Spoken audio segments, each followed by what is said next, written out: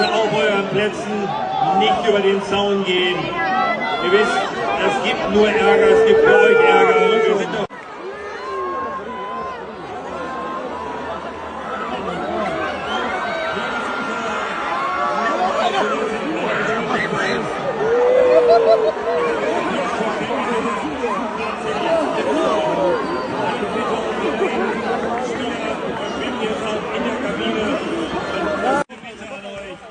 bleibt bitte auf euren Plätzen, nicht über den Zaun gehen.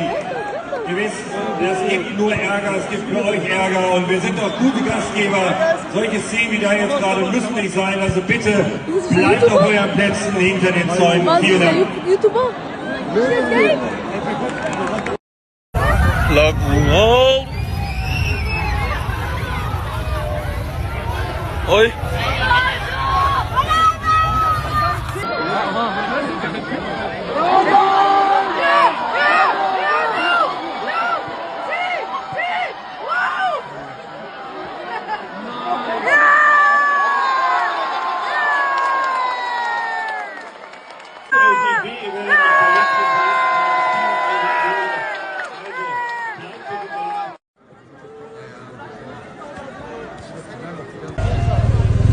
Oh, ich bin in den drin.